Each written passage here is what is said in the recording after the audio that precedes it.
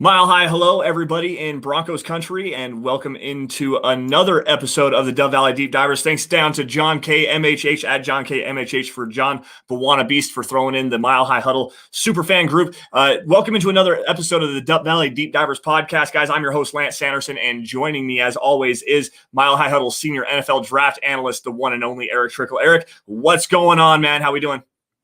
Doing pretty good. The weather up here has been kind of terrible, but it's starting to turn around. Other than that, everything's going good. It's Alaska. It's wonderful. We're about to hit ours. We're just getting towards the end of our second winter, but I'm excited for the change of season that's coming and getting even closer to the draft week by week, which, of course, if it's not obvious, I absolutely love. Yeah, I mean, senior NFL draft analyst for a reason. This guy watches more tape than like all of us combined. I would almost be willing to bet. Maybe not quite, but still. No, Erick does phenomenal work. Dude, it's going good up this way. The baby's growing big. He's getting huge. Caven is he gained an extra 3 pounds over this last time we had a doctor's visit. He's starting to laugh and starting to walk around. We got him in a walker now, and he's zooming around the floor chasing his brothers, and just it's fun, man. I'm enjoying being a father, enjoying doing all this stuff. I actually got an opportunity to go on another podcast, the My Franchise podcast, with Jeremy Harder. It's a little known podcast. I don't get a whole lot of stuff. He asked me to come on and break down the Broncos season. That episode, I will tweet it out on Wednesday when that drops, March 3rd. So be sure to check that out, guys. But today, guys, on the Dove Valley Deep Divers podcast, we have a dueling mock draft. Erick has the Draft Network mock draft coming up. I have the Pro Football Network mock draft machine coming up. We're going to go back and forth, pick out an ideal draft scenario for the Denver Broncos, incorporating some trades this time. We've done this a couple times before, using the comment stream as our GM, us being the scouting department. This time we're going to go back and forth and build this. We've never used trades before, so this is going to be kind of interesting. We're going to try to go historically accurate on what the trades are. But before we get into that, guys, we have to give a shout out to our presenting sponsor of the show, Manscaped. Of course, guys, we're close to March now. 2020 is in the rearview mirror. Just get beyond all that. 2020, new year, new me. That mindset is the easiest way to cultivate that is with Manscaped. Manscaped has precision engineered tools, precision engineered performance tools for your family jewels and everybody downstairs for anything below the waist in your grooming fashion sense, whatever you want to do with that. Now, Erick, let's see here. If you let yourself go in 2020 while under quarantine, Manscaped is here for you guys. Erick, what do you got down there for us? Well, one of my favorite things that I got was the shed, as they call it. It's a little carrying bag. If you travel a lot, it's perfect for you. It's a good size travel bag. It's very durable. Can fit all sorts of stuff in it. And of course, the Lawnmower 3000, which comes in its own little carrying case to help keep other stuff clean. It's nice. It's easy to use. It's not too loud or obnoxious. I know a lot of clippers that I've used before, they're very loud, and I'm kind of sensitive to sound a little bit, so it bothers me. But these ones, they also has a light, so you can have really good vision when you're cutting away down there and everything like that, because obviously you don't want to nick anything. And just, again, simple to use, very easy to clean, and they have a bunch of other good products as well. They have a cologne, they have nail clippers, they have some wipes to help keep yourself clean, a deodorant, stuff like that. Just a lot of really good products for all your grooming needs as a man.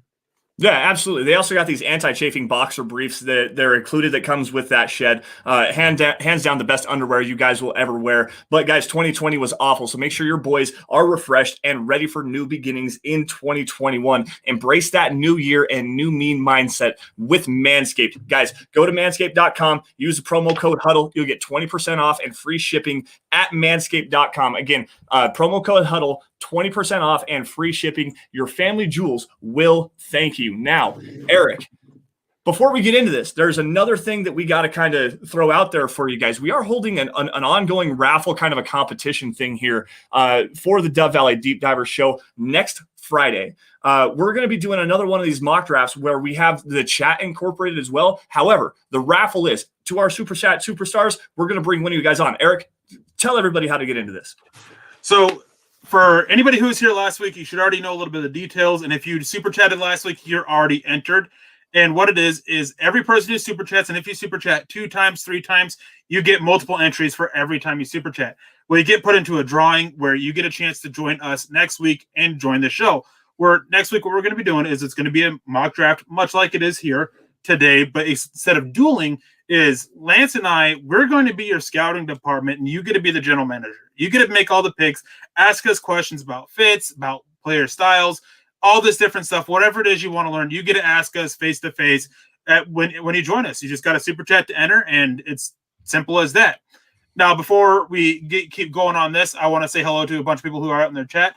And, of course, a thank you to Buana Beast, who's sitting here working behind the scenes, working hard as he always does.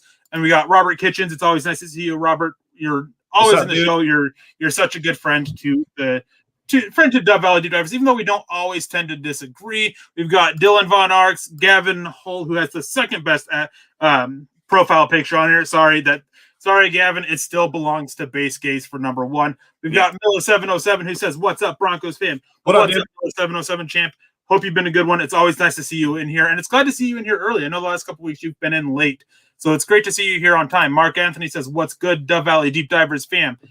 Hey, man, it's Friday, and we get to sit here and talk to you, so of course it's good. Hope everything's good with you. Paris Robinson says, my boys, what's happening, fellas? Hey, man, not much is happening. We're excited to be here doing this dueling mock draft that we'll be getting to here in just a few moments. Before we do, Muhammad Badri enters with a $3 super sticker. And, John, if you want to pull it up, there's a super sticker, a cute little puppy saying, how's it going? What up, though? Pretty well. Glad to see you. You really, I think at this point, he belongs on the Mount Rushmore of super chats. Yeah, so just a quick shout out here before we keep going on this. Happy belated birthday to Muhammad. His birthday was earlier this week. So happy birthday to Muhammad. I appreciate you for joining us as always, man. And shout out to you, bud. Yeah, happy birthday, man. I'd sing happy birthday, but I don't want you all to go deaf with that. Paul 826 comes in with a $20 donation. Thank you, Paul, man.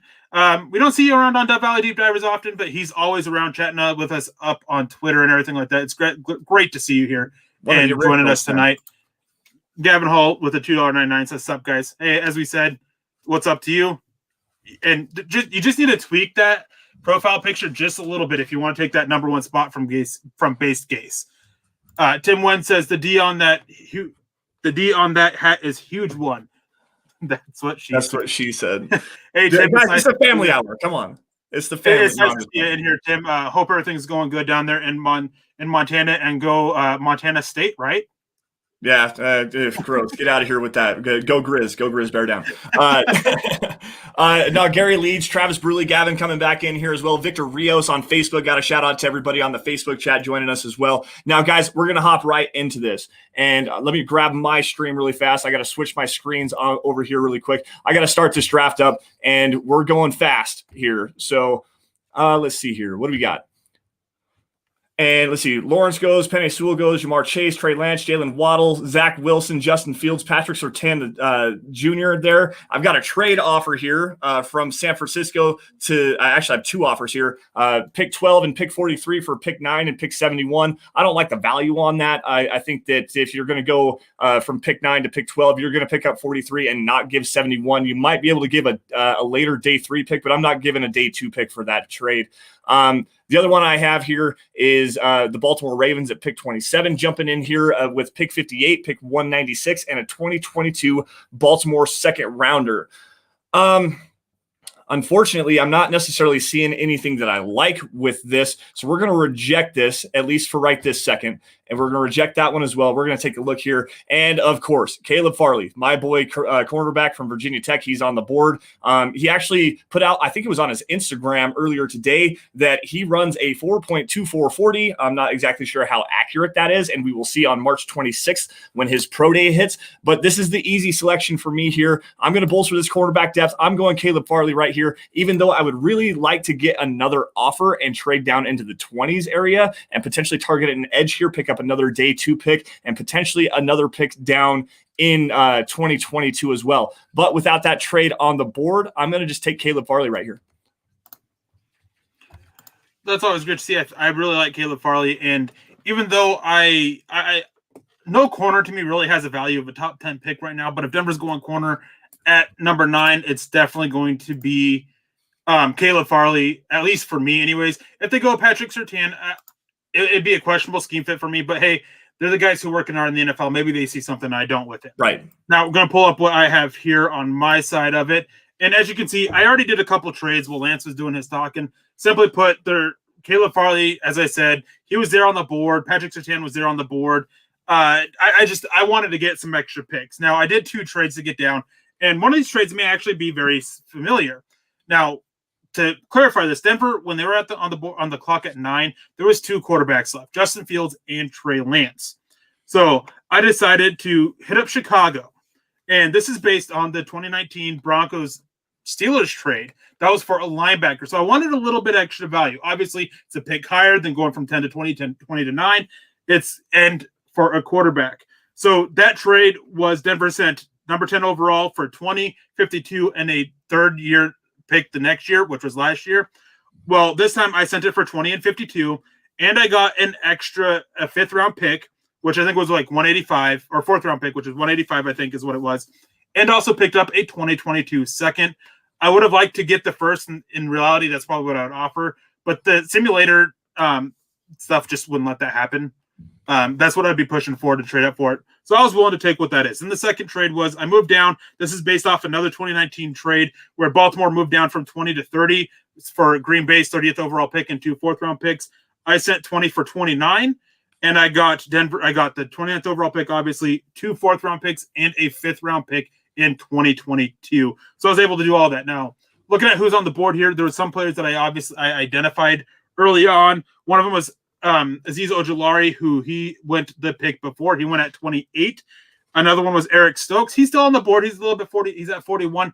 To me, it's a little bit of a reach here, but I still like him. Richie Grant is another one, and then Gregory Rousseau. He's the best overall player according to TDN. But for me, personally, the best player that's left on the board that I identified as somebody that I want is Richie Grant. He's just above Erick Stokes for me. So I'm having that debate, Lance, and maybe you can help me with this. I know you like Richie Grant a lot, but factoring in positional value here. Yeah. Cornerback is a lot more valuable than safety. I feel like I can get a safety later. Should I go with Erick Stokes over Richie Grant here? In the first round, yes, absolutely. You have the added benefit of the 5th-year option there, and also Erick Stokes is – there's people saying that he could potentially be cornerback 1 in this class. I mean, this cornerback class is kind of weird. There's a lot of top end talent. It's actually a pretty deep class, but there's not an elite guy. There's not a guy that's going to be a Denzel Ward or let's say a Minka Fitzpatrick from a few years ago. Like there's not that top 10 guy. Erick Stokes, you're probably going to see him be more towards like the cornerback 3 or 4, but there are some people that are saying with his high end athleticism and his tackling ability, his scheme versatility as well, that he could potentially be cornerback 1 in this class. You're at what, 29 right now or 28, something like that. So yeah, I would take Erick Stokes here and see if you can't bank on Richie Grant being available for you at 40. Now, just to be clear, he is my 33rd overall player. Richie Grant is my 32nd overall player. And Erick Stokes is my number 3 corner. So I actually agree here, thinking about it. The value of Erick Stokes at this point is just something that I can't pass up. Yeah, absolutely. And you guys are going to see something that's going to blow your mind here in just a few minutes, because when I get back onto the clock here in just a few picks, actually, it is my turn. Let me pull that back up here for you. So, sorry, guys. So as I'm sitting right now, Richie Grant just went 39 overall to the Carolina Panthers, which absolutely breaks my heart.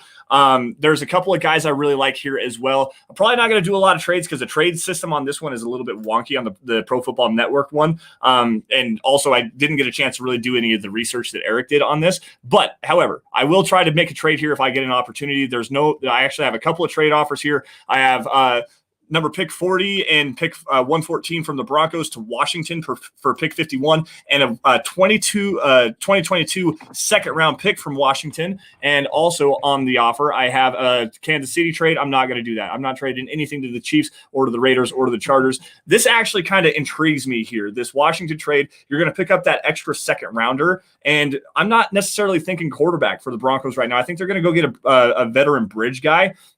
You've got Mac Jones at 33 here, Zaven Collins as well, Wyatt Davis, Pat Freiermuth, Jalen Phillips are the top guys. Baron Browning is a guy that I'm very interested here. Let's see if I can figure out how to scroll this down.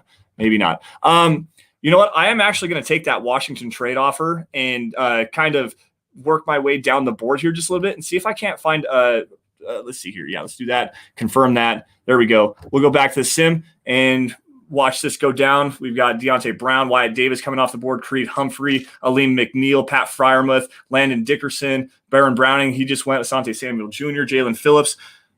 Okay, we're going to reject a trade here, and we're going to take the value here. Zaven Collins, the 34th overall prospect. The Broncos need to have an inside linebacker as well. Decent in coverage, very good downhill. It's kind of redundant here a little bit because he also is very similar to what Alexander Johnson already brings. But there's also another guy here, Greg Newsome, the cornerback out of Northwestern. I love the value here. Great scheme fit, great tackler, very smooth hips, turns and runs very well. He can play in man, can play in off zone if you want to. That is actually the direction I'm going to go. Gregory Newsome, come on down at pick number 51 for the Broncos. There was something you said before we passed it over to me about Collins that I just wanted to get your take on. You said he's really good coming downhill. Can you expand on that a little bit? Okay, so what I like about him, he's not exactly the best blitzer, but he does work sideline to sideline and getting into the flats a lot better. I like the way that his angular pursuit and going and attacking the flats and coverage. He's more so. I know this is kind of a crazy comparison, but the way that I see him is that Devin White role, what the Tampa Bay Buccaneers did with him in the Super Bowl, where he would attack to the flats and pass coverage and go get running backs out that way. That's just my personal opinion on him. See, I have to disagree. I don't like him that much against the run. I think that he has a lot of issues against it. I think he's a much better blitzer because I view him as a guy who is that hybrid edge really because he does so well coming, attacking, and getting after the quarterback, and he does well in coverage. His issues really are against the run. I mean, I don't know what it is. I don't know if there's just something where he just doesn't want to be as ferocious in it. I don't know if it's just a lack of experience there or what. There's just something that's just coming downhill, which makes me weird to play. I'm glad you went Newsome. I really like that pick. And I really love the doubling up on cornerbacks, especially after doubling up on wide receivers last year. Yeah, absolutely. Now, I'm back on the board here, and, of course, we just got done talking about Zaven Collins. But I'm not looking his way. It's nothing against him. I like him as a prospect, but I just have a concern about him within this defense with those issues against the run. Now, there's a guy – it's obvious here. I mean, Richie Grant, I was looking at taking him over Erick Stokes. Richie Grant is here. There's not much to talk about. There's plenty of other options here. I like Trevon Mulrig. I think he's the best center fielding safety in this, which if you're working with a single high safety defense, he would be great. Richie Grant, I think that he works much better in a cover two than Trevon Mulrig does. So I'm going safety here. A couple tackle options, Leon Eichenberg, Dylan Radins, Alex Leatherwood. I kind of like the depth of this tackle class. I'm going to wait. Edge, kind of the same thing. Jason Owe, I'm a big fan of his, but there's just so much depth here. And I have another pick from that trade down. I have pick 52. So I'm going to take the top safety here, and I'm going to try and see what tackle or edge falls to the next pick. So Richie Grant, Erick Stokes, this is a good way to bring youth into that secondary. Denver needed a number one corner. They got that hopefully with Erick Stokes. They need a potential replacement for Kareem Jackson. Richie Grant, he's that guy who can come in and fit there. I'm not going to take a trade here. At this point, I wanted to bet on some people falling. I'm going to look and see who fell. So, again, pick 52, and Zaven Collins is there again. And it's tempting because he's a good player. He's a good prospect. But I'm going to take the guy I like. I kind of like him a little bit more. I don't think he's a better prospect at the moment, but I think he can end up a better player. That's Baron Browning. I like his ability to do everything. He's good against the run. He's good in coverage. He's smart. He's athletic. He can blitz. He just does it all very well. He's kind of that jack of all trades, master of none type. And I think that with what the Broncos are looking for, they need that versatility from Baron Browning that he brings them without having the limitations against the run that you get with Zaven Collins. And it sucks because if basically almost any other defense, I'd be taking Collins here in a heartbeat. But for the Broncos at this point, it's just what they're looking for, what they need. Baron Browning fits a little bit better than Collins does. Dude, those two picks back to back, and the fact you got Stokes to after trading down, that's absolutely masterful drafting there. And you're going to see something here, guys, because I'm up on the clock here, and where you happen to get Erick Stokes, he's available for me right now. They have Pro Football Network has him as the number 67 overall prospect here, and hopefully my computer doesn't restart because that would be really bad. Anyways, Broncos on the clock at number 71. They've got a couple offensive tackle options as well. Dylan Radins out of North Dakota State, Spencer Brown, Northern Iowa, guy that had a really good Senior Bowl. You got Pete Werner, Erick Stokes as well. So honestly, even though I would really love to take Stokes here because I think the value is tremendous, I already have 2 cornerbacks. I'm not going to triple up and go in that direction. I am actually, however, going to roll down here. You got Patrick Jones, who is an edge out of Pittsburgh, probably more of a 4-3 guy. You've got Tylan Wallace as a wide receiver, explosive guy that I really like out of Oklahoma State. Jackson Carman out of Clemson. Quincy Roche. You've got Chaz Surratt, a coverage linebacker, and this is really where I like that linebacker role, especially the depth of this class. These rankings are a little bit different than what I'm used to actually running here. However, where I've got to go here, and it really kind of depends on what happens with Juwan James and his contract situation. Eric and I have kind of touched on it a little bit briefly last week, I believe. The Broncos could potentially move on from Juwan James this year. So I'm looking for a developmental tackle that has high-end upside. And Spencer Brown, the offensive tackle out of Northern Iowa here, I love the fit. I like the ability, the leverage that he works with, the aggressiveness that he has in the running game. This is a great pick for the Broncos. Spencer Brown at 71. That's a good pick. I like him. I like what he could potentially be if Mike Munchak's able to develop him. And as we saw with Garrett Bowles, we saw what Mike Munchak can do with a tackle. It's going to be interesting to be. I mean, the rumors are that what's being reported is that they kind of want to bring back Elijah Wilkinson and Calvin Anderson and let them compete for right tackle. I don't think it should be just 2. I do think they need to add another body, and I think Spencer Brown is a good option for that. Even if he doesn't win the starting job this year, he's a guy that, as we were talking about, Munchak can still work with and develop. Well, one of those 2 guys start, and maybe if they're not cutting it towards the end of the season, you can enter in Spencer Brown and develop him. And chemistry is such a big thing that it's good to get that developmental piece now here when you can. Now, I'm back on the clock here, and as you can see, I'm picking at pick 101. Now, it came to be pick 71, and there was just a bunch of players that I like, I don't love. And I scrolled down a little bit looking at who's here. I saw guys like Jordan Smith on the board, Andre Cisco, Trill Williams, Paris Ford, guys I really like for the Broncos, and being able to pick up a couple extra picks, I was able to get, so I set 71 for 101, 103, and 247 in the 7th round. This is based on the 2019 trade for the Tampa Bay Buccaneers. They sent, I think it was pick 70, I think is what it was, and they sent for 2 picks in the 90s. So it was a little bit value there. I just couldn't replicate that here, but I'm still going to take this. There's still plenty of options for me on the board. Now, I haven't taken an edge yet, and I really like Jordan Smith. And there was a Dane Brugler from The Athletic a couple weeks ago, where he had Jordan Smith to them in the 2nd round. I like Jordan Smith. I think 3rd round is his value. We're nearing the end of the 3rd round. I'm going to take him here, and there's a couple players that I'm looking at for the next pick, and I want to see if they fall. So let me go ahead and draft him in here. And 2 players. I had 1 pick in between my picks. It's a good bet that somebody's going to be here. Now, I took Erick Stokes already. And there's another guy on here. I want to help that cornerback room even more. Michael Ojemudia, he did a great job, but Denver, they need to better their depth as well. Yep. So here I am. I look at Trill Williams. This is a guy who I think can rise up to the 2nd round. Super athletic. And that secondary at Syracuse last year in 2019 was nuts. Mm-hmm. Andre Cisco, who's sitting on the board, not a couple before. Ifiatu Melifonu, who I saw him go. I think he went somewhere in the 2nd round. I think that's where he goes. And Trill Williams, man, he's super athletic. He fits in. He can everything that you're looking for on it. And then just letting it scroll through here to my next pick before I pass it off back to you at pick 114. And there's a guy here. I haven't picked up a tackle yet. And I really want a developmental tackle. And this was a guy who caught my attention at the Senior Bowl. That's Dante Smith out of East Carolina. There you go. He's long. He's athletic. He's got good power. I think that the inside zone scheme isn't the best for him, but he has the traits to more than work there. And getting him developed, and it's the same thing with Spencer Brown, as I was talking about. He's a guy who can come in. He can compete with Elijah Wilkinson and Calvin Anderson to start this year. If not, you have a guy that Mike Munchak's able to sit there and work with and develop.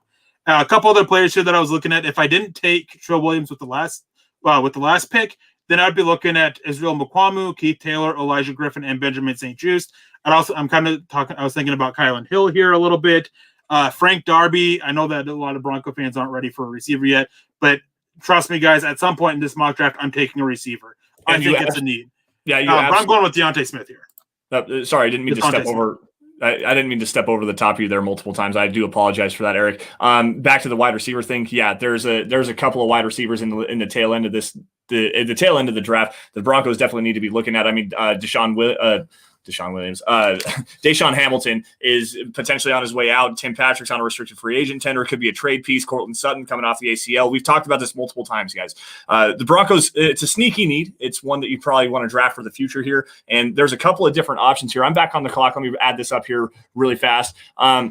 I've got Watt Fillier from Indiana. That's a guy that's Erick actually has as a sleeper pick. He tweeted out, name some sleeper picks that you have in this draft, and somebody mentioned Watt Fillier. I haven't got a chance to take a look at him yet. However, I really am intrigued after Erick said, yeah, this is a really good one there. Shaka Toney, the edge rusher out of Penn State.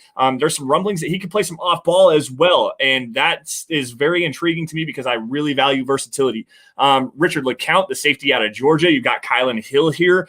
Sage Surratt is a guy out of Wake Forest, wide receiver that had a killer Senior Bowl and was a big-bodied guy. He's a natural replacement for a Tim Patrick if that's the way that the Broncos want to do and let him go. You've got William Bradley King. I think this is a little rich for him. I think that you could probably get him in the tail end of the 6th round, maybe the 7th round as well as a developmental edge rusher. A lot of length, a lot of athleticism, good bend as well. There's something to work with here. I actually do like William Bradley Key. Daz Newsome is a guy that I know Erick is really high on. Jarrett Patterson, the running back from Buffalo. But guys, I think I'm going to come back up here and we're going to take a look to bolstering the defensive line a little bit. And the defensive tackle, Marvin Wilson from Florida State. This is a guy that plays with plenty of power. He can two gap. He's a little versatility with him. He can play the 1, play the 3, potentially even play the 5 as a single gap penetrator. This is a guy that is a kind of a chess piece and a player that Vic Fangio really likes to have on his defensive line. So I'm going to go Marvin Wilson here at 154. All right, before I get back to it, I just want to grab a couple comments here. Jay Roper says, how's everyone doing? Hey, we're doing great. We hope you guys are doing great. We hope you guys are enjoying the show with our back and forth with this mock draft. At the end of it, once we're done with this, which hopefully shouldn't be too much longer, we'll ask you guys who you like the best. We'll pull up what we do and everything like that, and get your guys' opinions on it. Jamal Killings, hey, what's up, Broncos country? What's up, hey, Jamal. I'm not sure if I've seen you in the chat before, no, man. It's great to have you here. Definitely, I'm pretty sure you're a new name. Great to see you in here. We're glad you joined us. Mohammed Badri says, damn, we'll have 40 draft picks. Hey, George Payton said, more darts to throw. I'm just getting more darts to throw, man. No, I'm actually a big believer in that philosophy, too. The more picks you have, the more chances you have to hit. I'm always big on trading down more so than trading up. Big thing for me. And if you ever send me mock drafts and you have you trading down, odds are I'll probably like it. Of course, who you take will have a factor in it, but yeah, I like the trading down. Black Knight came in with the super chat. Hey, Black Knight, it's been a while since we've seen you in Dove Valley Deep Divers, I believe. I know you've been in here quite a few times before. I think it's been a while. My memory's not. I'm not for sure on that though. He says with $10 donation, he said, "Do you draft the quarterback in the first round if Peyton turns the roster over next season? Seeing as 2020 quarterback class looks bad, if they're looking at turning the roster over next year, I wouldn't trade up for one." But if one fell, I would definitely look at it. And then you try to find a coaching staff that can really fit and benefit him. With the 2020 or the 2022 class, to me is an interesting one because their top quarterback right now, many people have a Sam Howell, who would be my quarterback 5 this year. I just don't have him above the top 4. But their quarterbacks 1 through 6 are basically quarterbacks 5 through 11 or whatever. They have so much better depth in the class. So it's a weird one. It just lacks a top talent. We don't know who's going to rise. So next year at this time, who knows? Maybe we can see all 6 of those guys really rise up and be like, hey, look, these guys are the top 6 picks of the draft. We don't know yet. A lot's going to change. Spencer Rattler, he's one that a lot of people love, but I love his tape. If we're just getting him the football player, I'd be all for it. But there's just some stuff about him off the field. He was on a show where he was just very arrogant and everything like that. And it was I like arrogance to a degree. He seemed to cross that. I'm going to grab this one from Base Case really fast while we got an opportunity, a little in the chat here. $4.99 donation, Base Case, the best profile picture that we have on YouTube, at least in my opinion, and Erick's opinion as well. Would you guys take a flyer on Jamie Newman in the 4th round? And what other mid-round quarterbacks beside the Stanford quarterback? This is actually interesting. It is. It's because so Erick's on the clock, and he's going to have. He's going to have Davis Mills here. He's probably going to have Jamie Newsom as well. Let's go quarterback. We've got Davis Mills and Jamie Newman. Now, TDN has them as 171 and 198 overall prospects. I think that's a little low. I have them right around 150, so this is the range that I'd be looking at. But I definitely would. Obviously, I'm looking at them here. They're not the way I would go at just yet. So let's get back to here. Let's look at what they have. And I want to bolster this defensive line with Jalen Twinman, add another pass rusher in there. I think people are forgetting about how good of an interior pass rusher he was in 2019 because he opted out. I love his game. I think he could fit in extremely well, working with Draymond Jones, McTelvin Agim, being part of that rotation. Like, oh man, that gets me excited for it. Well, now I'm back on the clock because of the 3 trades I did. And we did limit it to 3 trades, guys, so you won't see me trading back anymore. And this is where I'm looking at. I like Davis Mills. I wish he had more experience. I wish the injuries weren't why he had less experience. He got the thing we can't say, so he missed some time last year. He had a bad knee injury. There's a lot of questions about his knee. Jamie Newman, he opted out this last year. There's been some speculation as to why. There's been some people who have reported that he opted out because he didn't want to face JT Daniels in a quarterback battle for the starting job, which if that's the case, that bothers me a little bit. I'm going to go with Jamie Newman here over Davis Mills just because of the health factor. They're both very closely graded for me. Jamie Newman is graded just beneath Davis Mills, if I remember correctly on my rankings. But for Denver at this stage in the game, I guess I'm just scared off by Jake Butt and all these other injured players that we've taken risks on. But it also has to do with the athleticism. I think Jamie Newman brings a little bit more in that department than Davis Mills does. No, I definitely agree with you on that. He's a very good athlete. They ran a very weird mesh point. The last tape that you're actually going to see from Jamie Newman is the tape that he had in 2019 when he was at Wake Forest. And they have a very weird RPO game where they have an extremely elongated mesh point with the running back quarterback exchange there. And with him and his footwork coming out of that, I'm not sure if it was a coaching thing or anything like that. His footwork got a little bit wonky, which led to some inaccuracy issues. He didn't have the best talent. Going to the game that I watched it, I was like, he's got all the traits to pop, and he's got at least decent arm strength. He showed better arm strength, at least in my opinion, at the Senior Bowl than he did at Wake Forest. But he's got the arm strength. He can fit some stuff into some tight windows, throws with a little bit of anticipation. I love his touch as well. I mean, Jamie Newman is a guy. I haven't got a chance to really dive into Davis Mills. I've seen a little bit of his stuff, more highlight tapes than anything. But Davis Mills to me and Jamie Newman, kind of the same thing. But I do value that versatility and the ability to go and create something with your legs. To answer that super chat from Base Case, you've got Kellen Mond in there as well from Texas A&M. KJ Costello, probably later end of the guy, Mississippi State. You've got, what's the other one? Shane Buechele from Southern Methodist as well, probably another late round guy. This quarterback class, as far as the depth goes, is not necessarily very great. There's a couple of really decent high end options. Obviously, you've got the generational talent in Trevor Lawrence, and you've got obviously Zach Wilson, all the top guys you already know. But at the same time, there's some depth issues with this quarterback class. Now we're back on the clock here with me, and let me get this pulled back up here. Again, going back to something that Erick had said and potentially taking a wide receiver. Again, you've got Josh Palmer, the wide receiver from Tennessee, who had a decent Senior Bowl. You've got Trevon Grimes, who I haven't seen. Anthony Schwartz, burner. Dude, like this guy is incredibly fast. Wicked quick twitch explosion. Tamorian Terry is a guy that figures to be a bigger body deep threat kind of a deal. You've got some tight ends on the board. But if you look down here, remember how I said that the Pro Football Network simulator has some very wonky rankings? 202, Paris Ford, my dude, the safety from Pittsburgh, on the board. I'm taking Paris Ford here, screaming, kicking, and hollering my way to the podium and make this pick. This is another guy much in the same mold as a Richie Grant. Very versatile, can play single high, can play some two-man, can play down the slot. Physical guy, great tackler. The fact that he's on the board here at 193 blows me away. I will take that value 10 times over every single time. All right, now Lance is quite a bit ahead of me. I'm just now getting to pick 153, and he's already entering the 7th round. Yeah. So I'm going to say here, I've got, I think, like 6 picks, 5 picks, something like that here. I'm going to get through these. So, again, can't trade down anymore. There's a couple players here. I've already taken 2 corners, and I can sit here and kind of go back over it. Took Erick Stokes in the 1st round after trading down twice. Took Richie Grant as safety in the 2nd round. Baron Browning with the pick that I got from the first trade down I had. Jordan Smith, an edge rusher. Trill Williams doubled up on those outside corners. I like Trill Williams because he can do more than just a boundary. He's a versatile guy. He can. I think he can be that kind of Will Parks replacement. Play in the slot if needed. Play deep. Do all sorts of different roles. Dante Smith, your developmental tackle option. Jalen Twyman, your interior defensive line pass rusher, and then Jamie Newman, quarterback. And there's still plenty of other places that I want to go here. But at this point, I'm looking at the board, and there's quite a few players. This late in the game, in the draft, there's a lot of different ways I can go.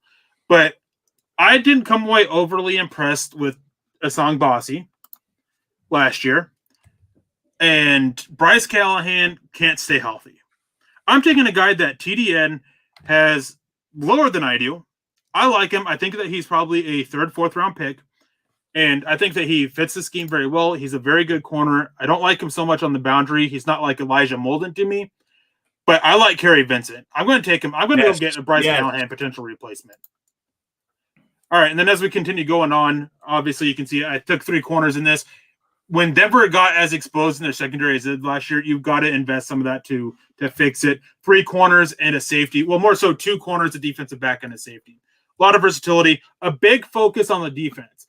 Now, I have the focus on the defense because, to me, Denver is very old and expensive on the defensive side of the ball. They need to get younger. They need to get cheaper. Offensive side of the ball is definitely options. It's just young. There's just not many guys that they got to go with. Going back here, I saw somebody said something about Cordell Wilson. Yeah, that was Andrew Switzer. Cordell Wilson, he just happened not to be there, not in a place that I liked him. If he's still on the board at this point, I'd definitely be looking at his way to compete with Dante Smith as a developmental guy. I like Dante Smith, though. I'm a big fan of him, big fan of him and what he brings, his attitude, just everything about him. Anyways, looking at this, I grabbed an edge. With Von Miller probably being back at a reduced cost, Bradley Chubb getting his 5th-year option, likely picked up. Malik Reed, he has 1 year left. So Jordan Smith, he's that developmental guy, but that can replace Jordan Smith, or Malik Reed as the second number 3 rusher next year, eventually replacing Von Miller. I don't really want to look at another edge. It's just at this point, I just don't see the value really for it. I want to add speed on offense. And Anthony Schwartz here, he's probably one of the fastest guys in the draft, I think. He's a former track sprinter. He's definitely more sprinter than football player at this point. You just want to get him the ball quickly, let him attack deep and everything like that. I like Anthony Schwartz. I like him to add depth to this. I like him to add speed to this Broncos offense. Yep. And if Drew Lock can improve on hitting those deep throws, Anthony Schwartz can make this offense extremely dangerous. But a lot will ride on hitting those deep throws with him or setting up good screens. That's another big thing with him.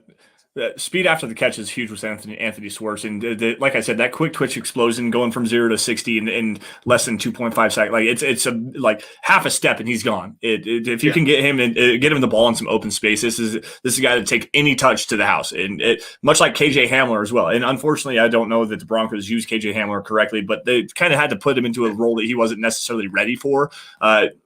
The injury to Hamler kind of hampered him in training camp anyways. He had a hamstring injury, had another hamstring injury as well. Then you had Cortland Sutton going down with that torn ACL. It forced KJ Hamler into a role that he wasn't necessarily ready for. And he actually grew. I've propped him up on the My Franchise video that I did coming. Like I said, I'm going to plug this again. March 3rd, there's a podcast with me joining the My Franchise podcast. I actually plugged up some KJ Hamler in there a little bit as far as his growth and development as a full natural wide receiver, more than just a deep threat or a burner kind of a guy. Very good route runner as well. Anthony Schwartz is another one of those same kind of guys that's quick twitch and is very explosive, not necessarily the greatest route runner. You get the ball in his hands quick and let him just go to work. Yes, he can be. And Richie coming in here, can Schwartz be a returner? Yes, he can be a returner.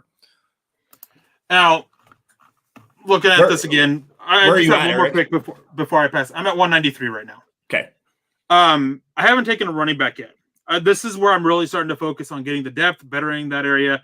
And there's 2 running backs here that I'm really looking at. Jared Patterson out of Buffalo, who reminds me a lot of Maurice Jones-Drew. It's unbelievable how much he reminds me of him. And Khalil Herbert out of Virginia Tech.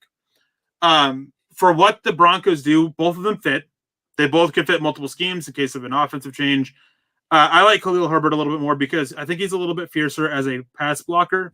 And I think that the Broncos were lacking that whenever Melvin Gordon wasn't out there on the field. So I'm going to go Khalil Herbert here and just give you an option, that third running back option, depending on what they do with Phillip Lindsay, maybe a number 2 option behind Melvin Gordon. But Khalil Herbert, he can be the lead back in a stable. And Denver seems to be a team that's going more towards a stable style running game. So I like him. I like him as a lead back. And you just get plenty of options with what to do with running backs with undrafted free agents. Levante Bellamy, of course, is in there. They had the other running back too that his name I can't think of off the top of my head. Used him quite a bit as a fullback this last year. So they have options with what they want to do. I like Khalil Herbert at this point. I think it's really good value. Yeah, he also had a very good Senior Bowl as well, and is a very underrated pass catcher coming out of the backfield. I actually like Khalil Herbert as well. He is a guy that you can grow and develop as a true 3-down running back. He can stay on the field in pass protection, can get out of the backfield, catch some screens. He's a really good route runner as well. Sneaky good pick there, Eric. I really do appreciate that. Where are you landing right now? I'm going to pull mine up here. Where are you at? I'm at 231. You're at 231. Okay, so for me, I am at 235 here, and This draft is not falling the right way for me, quite honestly. Let me pull up what I've got here. We've got Farley. We've got Newsome, some back-to-back cornerbacks. We've got Spencer Brown at the offensive tackle position, Marvin Wilson, Paris Ford at the safety position as well. I need an edge. I need an edge really bad, and I also need a running back. Defense.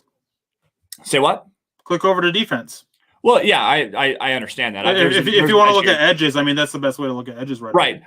And I do want to say this, seeing it real quick, Malik Herring, he's not an edge. He's a defensive lineman. Yeah, no, he's a defensive lineman. Jonathan Cooper is definitely a kind of an intriguing option here as well, but I don't think that he's going to be an edge in Vic Fangio's defense. I think he's more of a 4-3 kind of a guy. There are also some different options here for me as well. Tommy Kramer, offensive guard out of Notre Dame. I like that.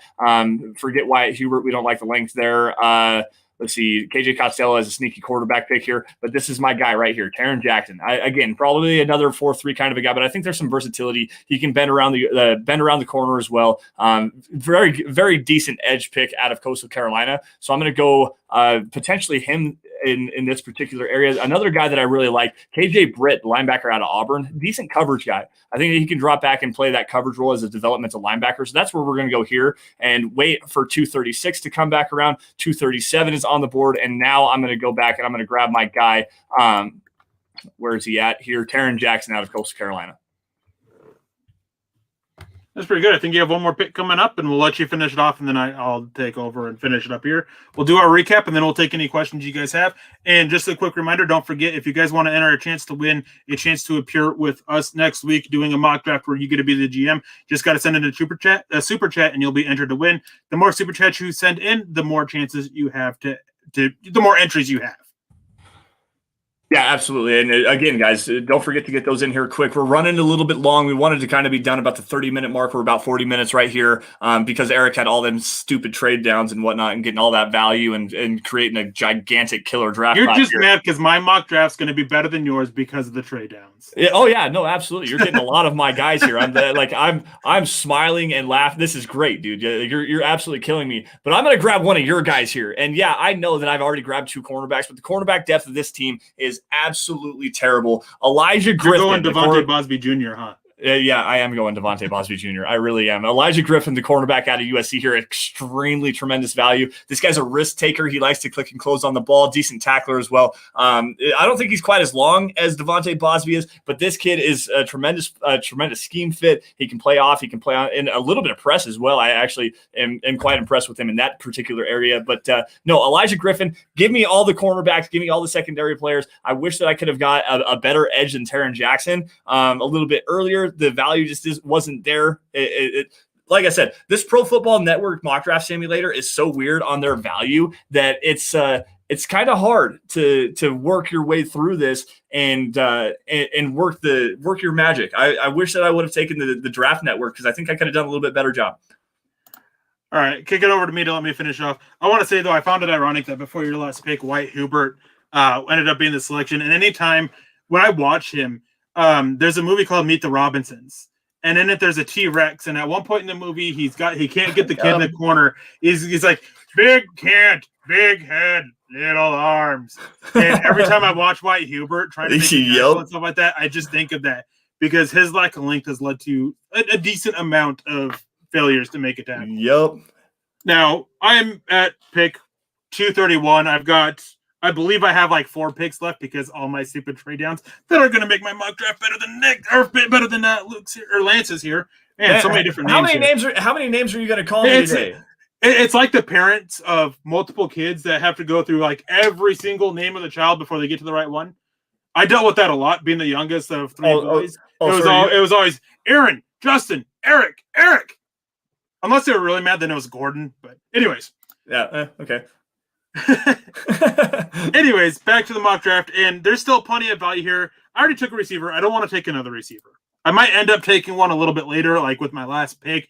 Just another shot in the dark with it. There's definitely options here. I like Josh Palmer. I like Tim Jones. I like Dax Milne out of BYU. He really helped out Zach Wilson a lot, and I think that often goes underappreciated. I've taken 3 corners and a safety here. I'm not looking at another guy for that.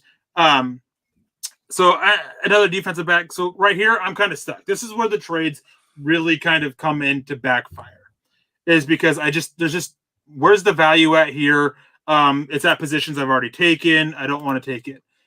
So looking over on the defensive line, I want to add help here. Only one I've added is Jalen Twyman. I'd like to add another body into that. And Taquan Graham, I'm just going to click on this because I want to see his size real quick. 6'3", 290. Okay. I thought he was around that 300 mark.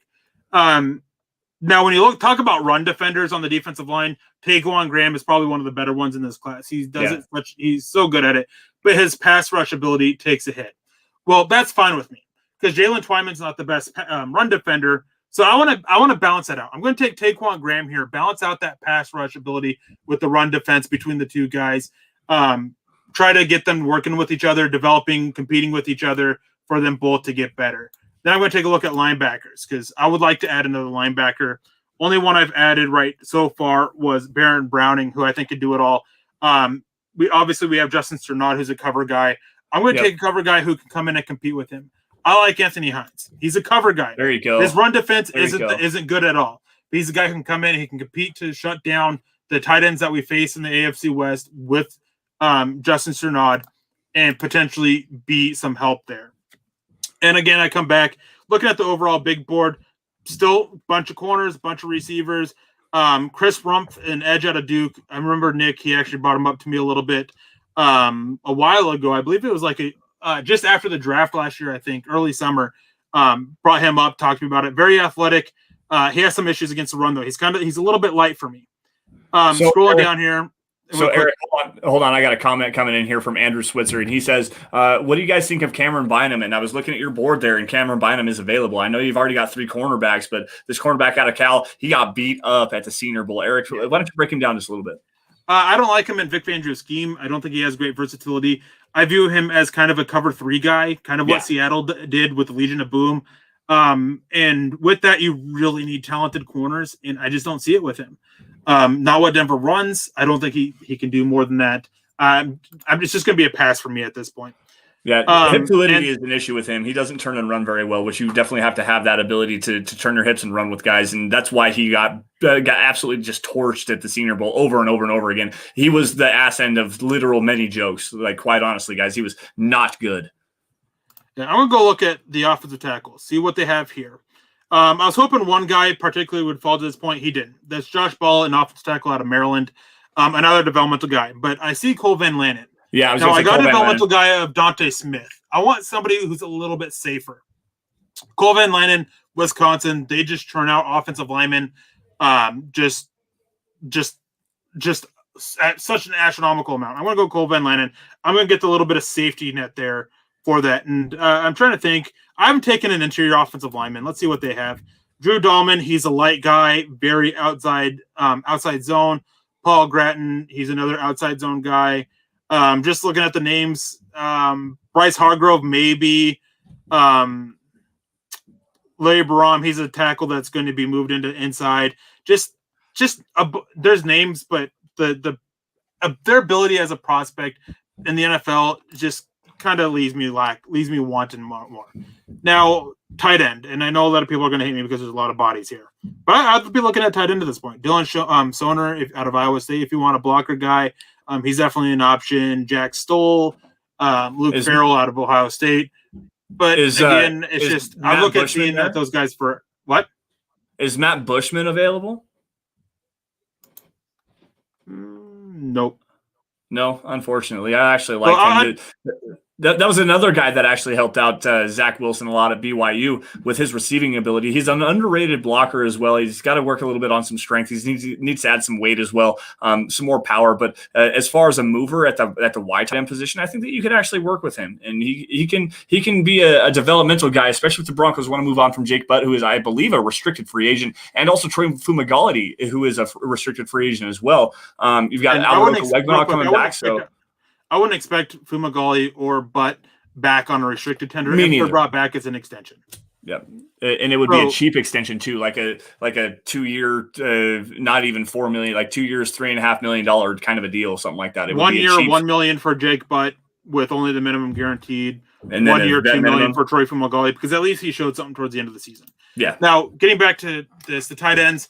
As much as I want to take one here, there's just a bunch of names that there's 5 picks after mine left on the draft. I'd try and just target a guy after the draft at this point. Interior defensive line, nobody here left really. Maybe a Jordan Scott, but no. Let's go wide receiver. Wide receiver might be where this falls because I've got the need for speed, and probably the only person, in my opinion, at wide receiver who can, well, at this stage, who can really challenge Anthony Schwartz with speed is Marquez Stevenson. I'm going to Marquez Stevenson. I'm going to add more speed to this offense. We're rolling back with Drew Lock as a starter in this. We're going to go see what he can do with all this speed, all these even more weapons added to it, seeing let them compete, bettering that wide receiver room, possibly getting rid of Deshaun Hamilton, and just going out there and just letting them play. So let me go through a recap. I'll start with the trades first. So I had 3 trades. And hold on. Go ahead. My bad. I traded down with the Chicago Bears. They traded up to get Justin Fields. Now I traded 9. I got pick 20, pick 52, pick 165, and a 2022 second-round pick. Now this is great in case the Broncos do have a big change on the coaching staff next year. Getting that 2022 second-round pick, that's just extra ammo for them to go get a guy early that the new coaching staff likes.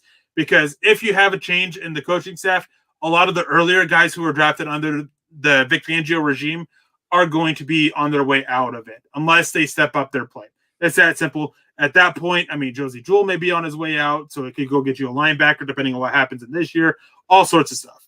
So obviously adding that feature value, especially with your coaching staff in flux, is a big option for it. I took Baron Browning and Anthony Schwartz with the 2 picks I kept. Obviously, I traded pick 20. The Green Bay Packers traded up to get Tevin Jenkins, who's a good pick for them. I really like that. Yeah. I traded down. I got Erick Stokes, my number 3 corner, my number 32 or 33 overall prospect. Can't remember off the top of my head. Got Jalen Twyman, an interior pass rusher out of Pittsburgh. Jamie Newman, a developmental quarterback option who I like to really kind of push Drew Lock, and a 22-22 5th-round pick. Now, this ammo, the thing that I didn't mention is with Denver rolling it back with Lock, if Lock doesn't do well, these are 2 extra picks they can use as ammo to move up and go get a guy. Yep, if they want to. If they want to try to move up to number 1 overall, maybe go get a Sam Howell, Spencer Rattler, Keaton Slovis, whoever is going to be their potential number 1 overall quarterback, or potentially a riser guy. We don't know Desmond exactly Ritter. How. Yeah, Desmond Ritter. There you go. That's another good one.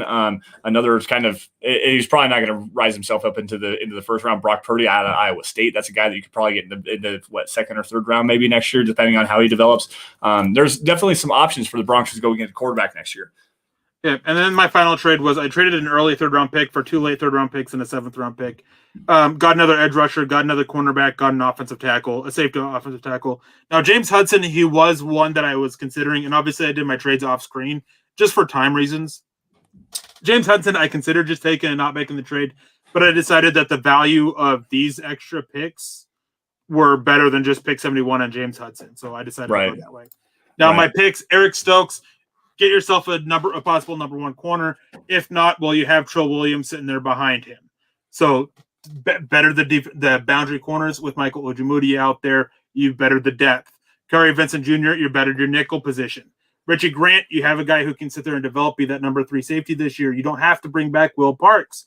It also gives you options with Kareem Jackson. I think he'll be back, maybe at a reduced cost. Not sure yet, but here's a potential replacement for him.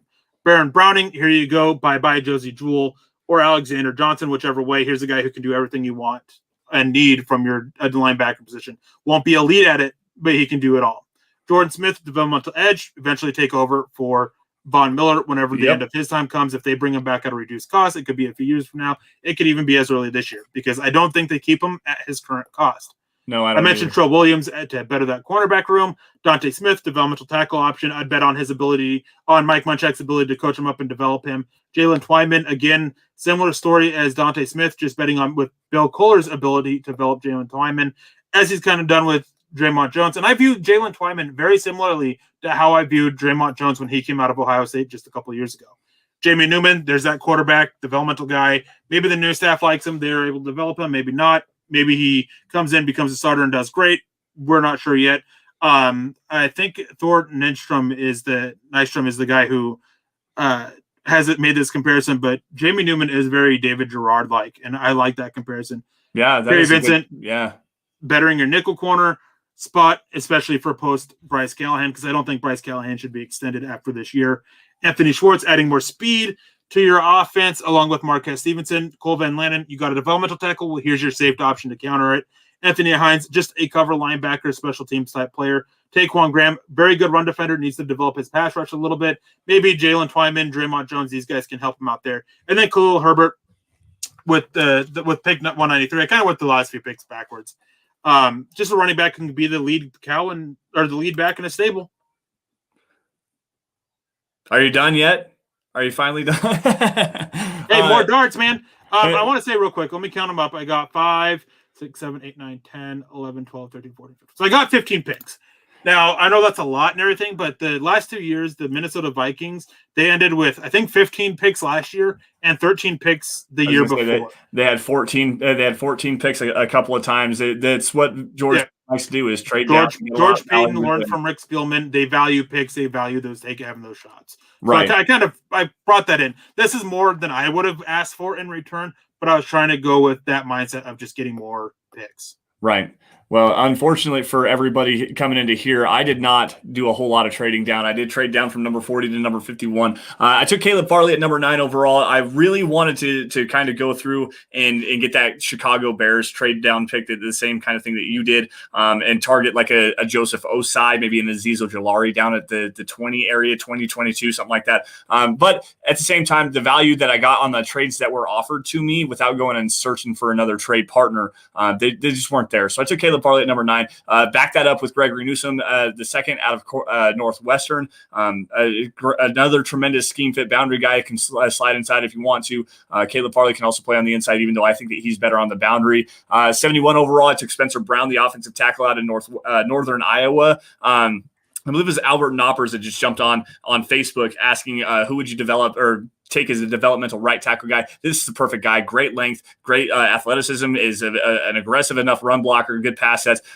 He does a really good job pulling as well. Gets out in front of the screen game. This is a really good developmental guy, and he could potentially come in as a starter on day one. Marvin Wilson here, versatile defensive lineman, can 2-gap, can 1-gap, play multiple different positions up along that multiple different techniques on that defensive line. I think he's better as a 3 or potentially even a 5 technique. And he can also play down inside at the 1 technique if you need him to. And he's just exactly what Vic Fangio likes in his defensive linemen. 193 here, guys. Again, this mock draft simulator is wild in their value of Paris Ford, the safety out of Pittsburgh. This is a guy very versatile. He can fly all over the field. Great athlete. Can play in man, can play in zone, can play single high safety if you need him to, drop down into the box and provide a very physical thumper kind of a safety mold if you want him to. This is another natural fit for Kareem Jackson, but also versatile enough of a guy that you can drop him back into coverage and play him like the Justin Simmons does. But also with what Vic Fangio likes from his safeties, you want him to be multi-talented and versatile in what they do. You don't want to have just single high guys and then a box guy. You want to have guys that can play high and play in the box both together at the same time, so you can disguise your coverages a little bit better. KJ Britt, this is a developmental coverage linebacker out of Auburn. I like the athleticism, probably a little bit smaller, needs to add some weight, and is not necessarily the greatest in the running game. He gets blown off his spot, not a great scraper in that aspect, but he can do it.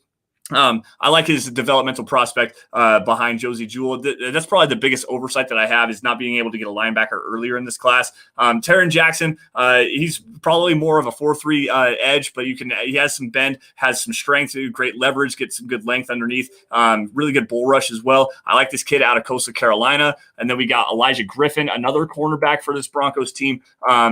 As Erick actually very astutely opined earlier, this is Devontae Bosby 2.0. Probably not as long, probably not as big, but very aggressive kind of guy. Likes to click and close on the ball, drives vertically very well, a good solid tackler. Just takes too many risks, and that's probably why we're going to have him down this low in the draft. Just because you gotta kind of coach that out of him and get him to play within the scheme a little bit more. And Vic Fangio is going to have to work on this kid, but it's a good scheme fit. I like this kid a lot, and also with that trade down from number 40. I did pick up a 2022 second rounder from the Washington football team to potentially use as a trade up chip if you have to, or potentially grab into that edge class that's coming out next year, which looks like it's going to have some players as well. Yeah, and I just want to say is with Elijah Griffin being Devontae Bosby 2.0, part of that is the size. Devontae Bosby only plays about 180. Right. So does Elijah Griffin. They're about 175, 180. Very light. Length. They're long. Elijah Griffin's got good length too. Okay. So their play styles are similar. They play more physical than their body can handle sometimes. Now we're probably going to run about 10, 15 minutes long about here, so we can get to some questions in the chat about it. And just want to give this out too. This is going to be your last chance, guys, to enter a chance to win joining our show next week, where you guys get to run your own general manager. Everybody who's already super chatted, you guys don't need to super chat again unless you want better odds to win. I mean, because each super chat you gain an entry. And Tyler Randall with the $10 donation. Thank you, Tyler, man. We really appreciate that. Yeah, man. Thanks for joining us. This is a new name as well, actually. This is a name that I haven't seen. I thought he had showed up with us like a couple weeks ago or a week ago or something like that with the super chat. It's definitely a new word, but I'm pretty sure he's been in here before. He says, no question tonight. Just wanted to pop in and show some love. Hey, man, we appreciate that. Since I haven't been able to in a while, keep up the great work. Hashtag DB4L. Hashtag Broncos country, hashtag Seda being in Oklahoma. Yeah, man. Broncos country is not a geographical location. It is a state of being. Erick is up in Alaska. I'm in Wyoming. You got Moana down running everything behind the scenes here. He's in Colorado. We've got guys in Texas. We've got some guys in Connecticut. We've got some guys completely overseas. James Campbell is from England. You've got Peter Middleton. Again, shout him out from Turkey, who joins the show every now and again if he gets a chance to stay up late, but he always listens to the show every single morning. He actually messaged me that the other day. Shout out where you guys are from. Broncos country, again, not a geographical location. It is a state of being. And what's that saying that you had, that Mandalorian phrase? So as you can tell, I'm a big Star Wars nerd and everything like that. And Mandola is the language of the Mandalorians. If you're not familiar with Star Wars, Boba Fett is a Mandalorian, but we don't need to get into that. But there's a saying, I can't remember it off the top of my head, but it means family is more than blood. And it's definitely true with doing these podcasts and everything like that. Yeah. So a lot of you guys have become somewhat of an extended family for us. Always showing your support behind us with however which way, liking the shows, sharing them, subscribing to Facebook, buying stuff, super chatting, whatever the case may be. You guys show us your support and everything like that, and you guys are definitely part of the MHH family that all of us are part of, and we're glad to have you. We may not always get along, but we have one thing in common, that is we love the Broncos. Yes, absolutely. This is the way from the Mandalorian. Albert Knopper's originally from Holland and now in Washington State. Hey, see if you can't link up with Nick Kendall up there in Seattle. You might be able to go and grab him a beer every now and again, because from what I understand, hashtag Nick's Beer Fund is still a thing. So make sure you guys link up with him. Drew Love, born in Colorado. Let's see here. ENC Raider from California. Yeah, guys, again, just to echo Erick's sentiment, it's so great to come here on Friday nights and be able to talk football with you guys and drop some knowledge for you and just have some fun and let Erick shine. Erick shine tonight, big time. I mean, everybody go and follow him at Erick Trickel on Twitter. Get at him. Tell him that he's a long-winded talker and that he needs to slow down on the trades and everything, because all he did was just steal the show from me, which I don't necessarily appreciate, but at the same time, I definitely appreciate that, man. well, first of all, I'm pretty sure John's down there pointing at you being the long-winded talker, but neither one of us have anything on Nick. And anyways, if you really want me to shine, I can turn my light on. It really makes my face nice and shiny. But it's always great to learn where everybody's from and everything like that, man. Just all around the country, all around the world, and man, Broncos country really isn't a geographical location; it's a state of being. There was a question here that I wanted to grab real quick. That I've got one while you're looking for it because I've got one from Black Knight. Oh, go ahead. Sorry, Eric. You got that. That was the one that I was going to grab. The tackle from Northwestern. What about Slater? I think he's a first round pick. If Denver really wanted to go get an offensive lineman early, I think that I wouldn't mind him at 9 overall. I like him. He's my number 2 offensive tackle in the class. Go ahead and pull up the question about Nick Bolton, John. Because this is actually a funny one. So I made the joke about White Hubert and the big head, little arms. That comes to mind with Nick Bolton as well. He lacks length. He's a little bit longer than White Hubert, but his lack of length really shows up when it comes to in coverage. Yep. So I have concerns there. He reminds me a lot of Josie Jewell. He's a chase linebacker. He's not a guy that's going to take on blocks. And his issues in coverage aren't as athletically limiting, or aren't caused because of his athletic limitations as much as Jewell is, but more so his length. I mean, he's not the most gifted athlete either, but he's a smart guy, and I think that Vic Fangio could probably make him work better than Josie Jewell. But yet, the lack of length there is just bothers me a little bit. Drew Love asked the question, what do you guys think about Larry Roundtree type running back? He's an all-around back and has a nose for the end zone. He's been getting hyped lately. I'm just not on it. Yeah, I like him. To me, I don't see an upgrade over Royce Freeman, really. He's a worse version of Royce Freeman in college. It is how I see him. I actually agree with you. A decent vision, he can get through the hole and burst, but he doesn't have any breakaway speed. He's actually probably slower than Royce Freeman is, and is not nearly the pass catcher out of the backfield, or even if you want to line him out wide and go catch the football in the passing game, he's not going to be that. And he's also probably a little bit lesser of a pass protector as well. If you're going to go Larry Roundtree, I can understand that, but you're moving on from Royce Freeman and kind of bouncing up on that upside, the better vision a little bit. But also, I mean, it's a redundant pick for where the Broncos are at right now, unless they get rid of Royce Freeman and they miss out on a guy like a Khalil Herbert and or a Ramondre Stevenson out of Oklahoma. That's my dude. I like that kid. I do want to bounce off just a little bit on real quick on Ramondre Stevenson. He's Eddie Lacy, like fat version Eddie Lacy. Yep. Like the not very good version of Eddie Lacy. I'm not a big fan on him, man. I like him. I like him in pass protection. He actually impressed me at the Senior Bowl. He's not fat version. I understand where you're coming at. He's a longer, slender version of that. But yeah, the same version of the not fast, the not explosive. He's at least a decent pass catcher. But I liked him in pass protection at the Senior Bowl. I think he impressed and actually kind of got some people to look more in his direction as well. But I want to bounce this back to actually, let's go. Paris Robinson here. I want McTelvin Najim to lift like crazy this season and come back stronger. He can be like a Fletcher Cox or Aaron Donald. Yeah, I could see that if he added some weight. Fletcher Cox more so than Aaron Donald. Exactly. Aaron Donald is just a crazy freak with his length and the fact that he's so short and the power that he has and the speed that he has. McTelvin Najim has some speed to him, but he's a lot longer.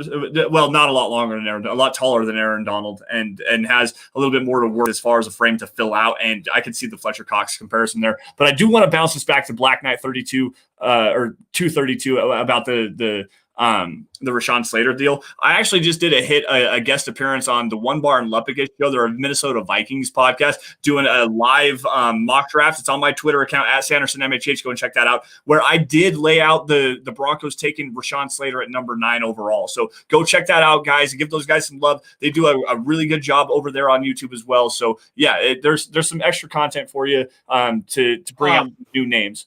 Real quick with Black Knight. I wanted to ask you this earlier, but was keeping it football.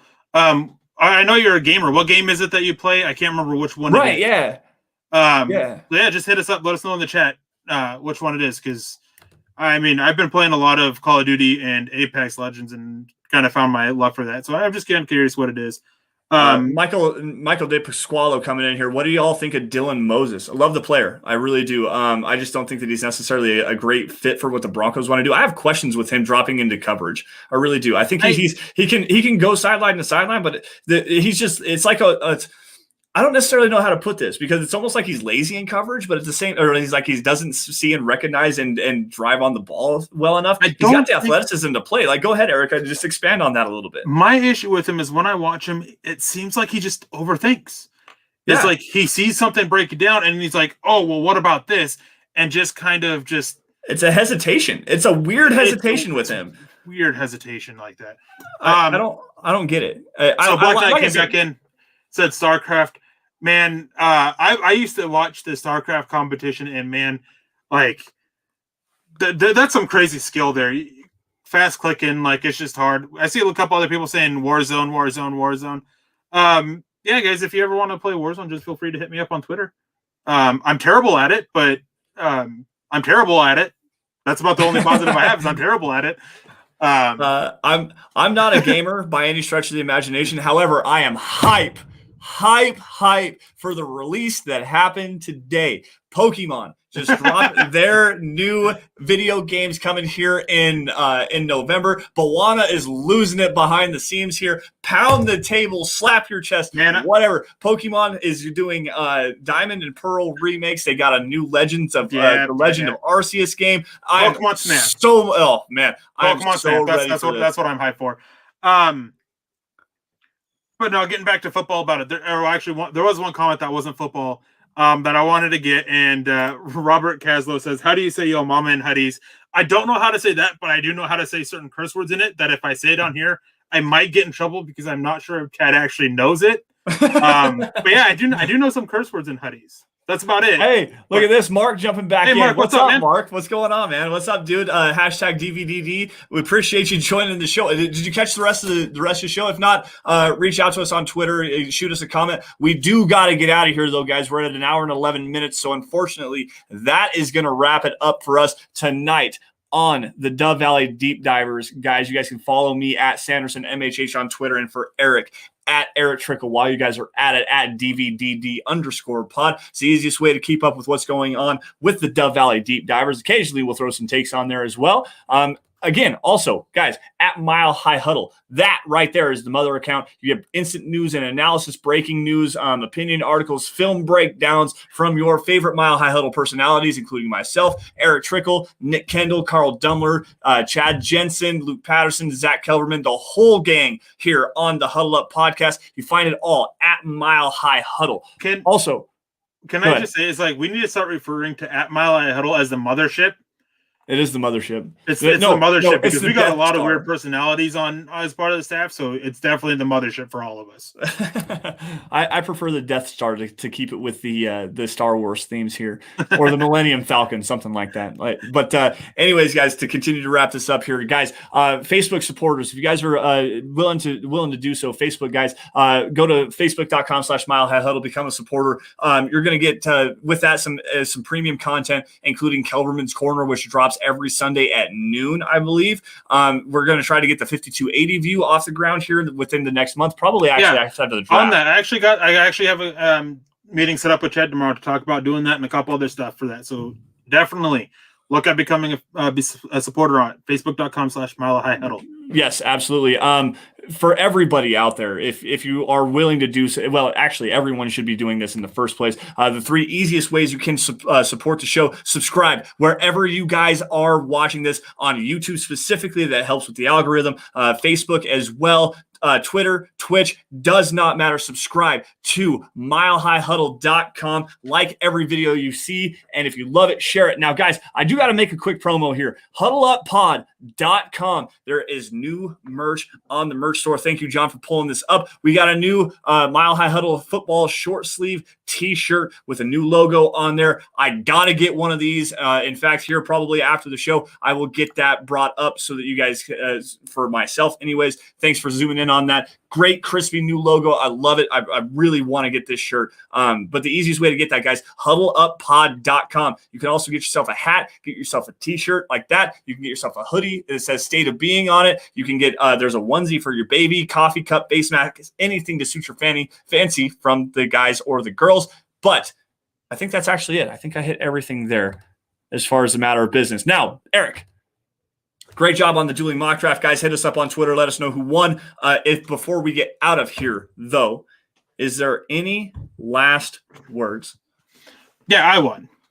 Yeah, Erick definitely won. Erick definitely won. I think I hit some value on some players, especially Paris Ford there in the 6th round. But also at the same time, that Pro Football Network mock draft machine is wonky, guys. Greg Smith jumping in here. Great job. Albert Knopfers on Facebook as well. Guys, I appreciate it. Oh, Richie coming in here with the Raiders diapers is good. I hit Chad up on those, by the way. I hit Chad up, and he said he's going to look into the Raiders washable diapers. So we're going to see that hopefully here soon. Tim Mack coming in here on YouTube as well. Thank you all for joining the Dove Valley Deep Divers podcast. Guys, we're going to be recording probably here in the next couple of days a quick little snippet on the giveaway that'll go up on the Twitter page and even potentially up on YouTube as well. Not exactly sure about that. Announcing who is the winner that gets to come on with the Super Chat Superstar that won the drawing to be able to come on. We got a late entry in here, Martin Araujo. Appreciate the no BS and accurate assessments of Drew Lock on this pod. Keep it up, fellas. Sometimes being honest is still considered hating.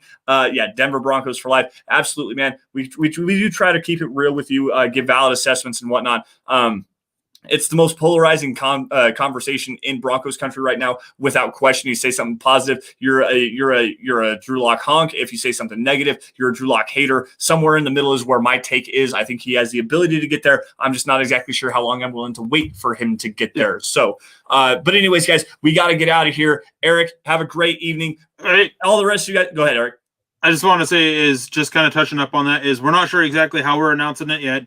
It might be just a mention at the end of one of the podcasts this week. Well, but whoever the winner is, we will definitely try to reach out to you, probably maybe through Twitter or something like that. So if you guys super chatted and aren't following us on Twitter, make sure you are, so we know how to get through to you. Keep an eye out for the Dove Valley Deep Divers Twitter account. Make sure you guys are following that as well. Yep. So we have some way to get in contact with you if you win. And everybody who super chatted, you guys are in there. And everybody who super chatted more than once over the last 2 weeks, you guys will be in there more than once.